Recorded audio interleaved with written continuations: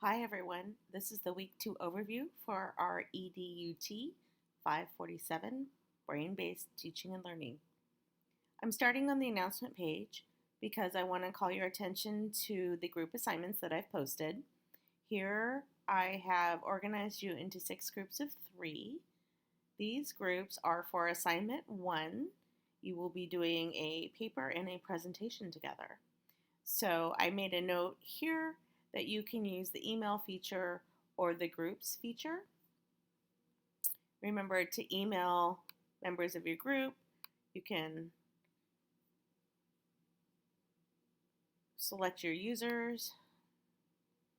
You can select the people in your group. Let's just say I'm in your group. You can add me there, and then you can email me if you don't already know how to get a hold of me. Or your other option is to collaborate in your groups,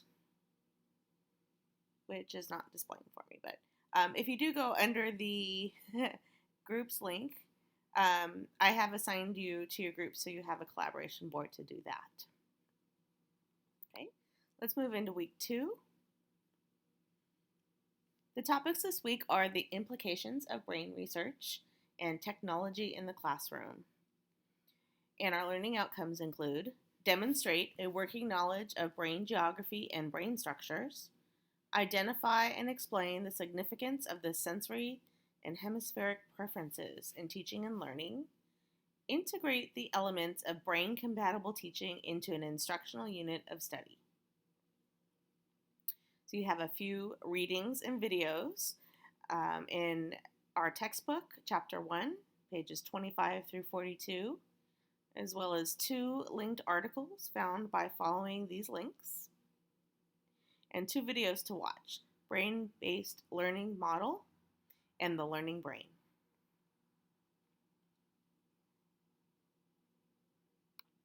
Your discussion board this week, just one post. We're going to be talking about the aha moment.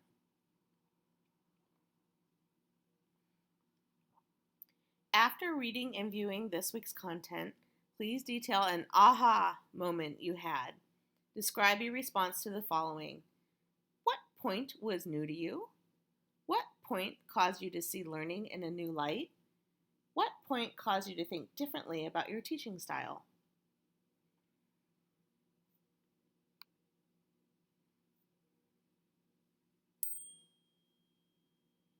This week's Christian message is from Isaiah 26, 2 through 4. Please read and reflect on this if you choose to.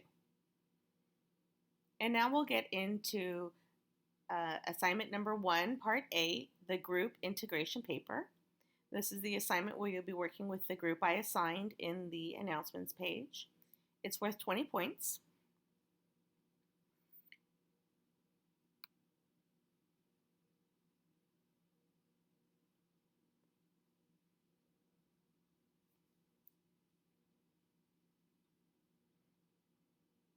There we go.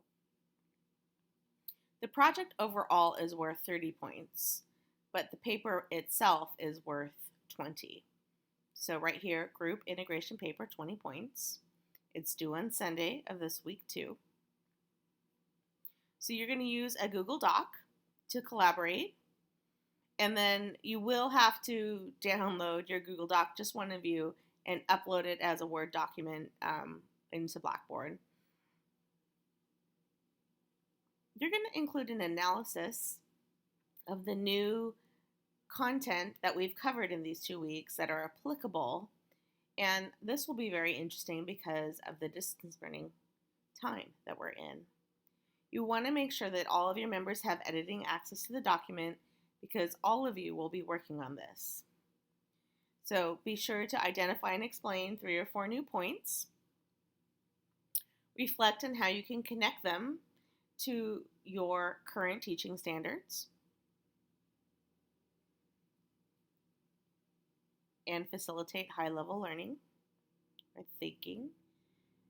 How you can integrate collaboration, communication, or other technology amongst your learners using what you've learned.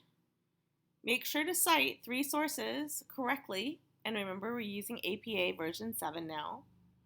And in order to identify which group members contributed to each section, you can label them. So think about this and how you'd like to do that. And then remember that you need to follow that APA formatting. So that's for 20 points. And then make sure that you provide editing rights to each group member as well as to me. This will help me quite a bit. If you're not sure how to do that, here's a screenshot. Some tips about APA format. And then here, under that Groups tab is where you're going to use the group discussion board when you're collaborating.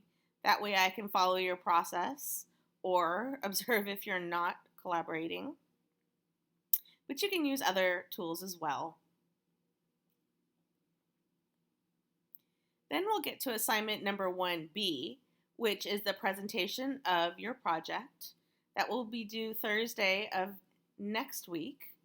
And using 8 to 10 slides, you'll present each of these following bullets. That'll be worth 10 points. So here's the rubric you can follow along. So you can make sure that you're meeting all the requirements.